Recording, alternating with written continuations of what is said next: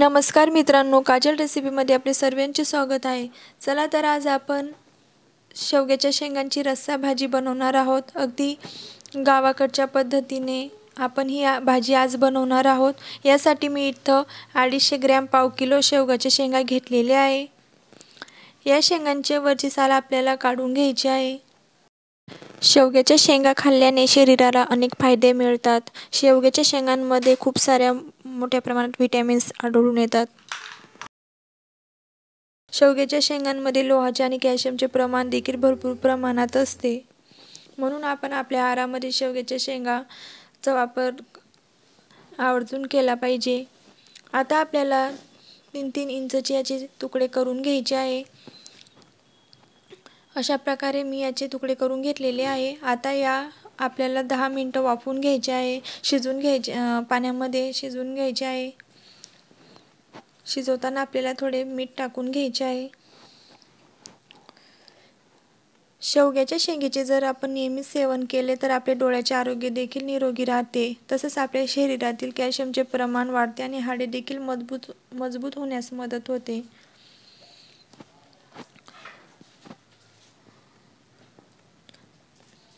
शिजवताना आपल्याला थोडे मीठ टाकून घ्यायचे आहे आणि झाकण ठेवून 10 मिनिटे शेंगा आपल्याला शिजवून घ्यायचे आहे.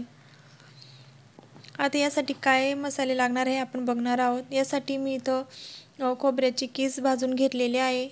तसेच धने, शेंगदाणे देखील भाजून घेतलेले आहे. 2 चमचे कांदे लसूण मसाला, 2 चमचे गरम मसाला आणि 2 चमचे लाल मिरची पावडर, कोथिंबीर आणि लसूण आणि अद्रक घेतलेले आहे. हे सर्व मसाले आपण मिक्सरच्या भांड्यामधून बारीक करून घेणार आहोत. बारीक असे वाटण आपल्याला करून घ्यायचे आहे.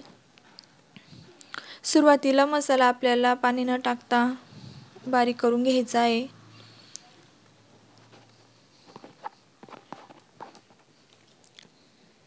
आणि नंतर पाणी टाकून आपल्याला याचे बारीक वाटण असे करून घ्यायचे आहे.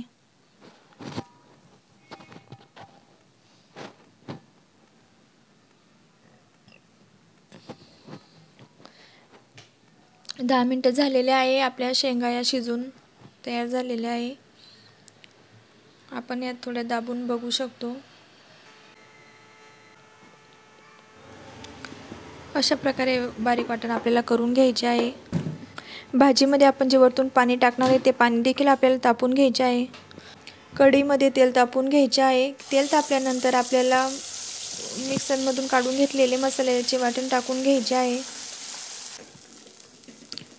मसाला आपल्याला चांगल्या प्रकारे परतून घ्यायचा आहे. वरतून हळद टाकून घ्यायची आहे आणि आता मसाल्याला जोपर्यंत तेल सुटत नाही तोपर्यंत आपल्याला हे परतून घ्यायचं आहे. मसाल्याला तेल सुटू लागल्यानंतर आपल्याला शिजवून घेतलेल्या शेवग्याच्या शेंगा कढईमध्ये टाकून घ्यायच्या आहे.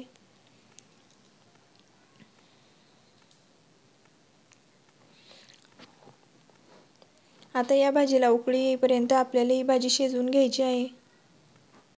शेवग्याच्या शेंगा खाल्ल्याने आपल्या शरीरातील हिमोग्लोबिनची पातळी सुधारते. तसेच ब्लड प्रेशर आणि कोलेस्ट्रॉल नियंत्रणात राहते. छान प्रकारे आपली भाजी बनवून ही तयार होते. ही भाजी आपण ज्वारीच्या बाजरीच्या भाकरीसोबत सर्व करू शकतो. तसेच भातासोबत देखील खाऊ शकतो. वरतून आपल्याला बारीक चिरलेली कोथिंबीर टाकून घ्यायची आहे. आणि भाजीला आता चांगल्या प्रकारे उकळी येऊ द्यायची आहे.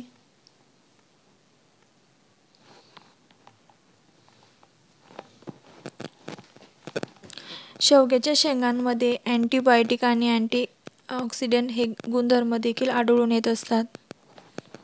शेवग्याच्या शेंगा खाण्याचे खूप फायदे आहेत. आपण आपल्या आहारामध्ये शेवग्याच्या शेंगांचा वापर हा नेहमी केला पाहिजे.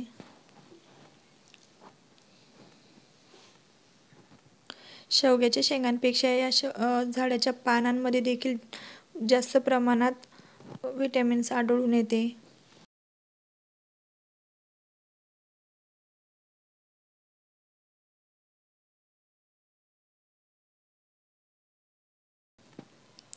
अशा प्रकारे भाजीला उकळी यायला लागलेली आहे. आपली शेवग्याच्या शेंगांची रस्सा भाजी बनवून तयार झालेली आहे. आपल्याला जर ही रेसिपी आवडली असेल तर रेसिपीला नक्की लाईक करा, शेअर करा, चॅनलला सबस्क्राईब करा.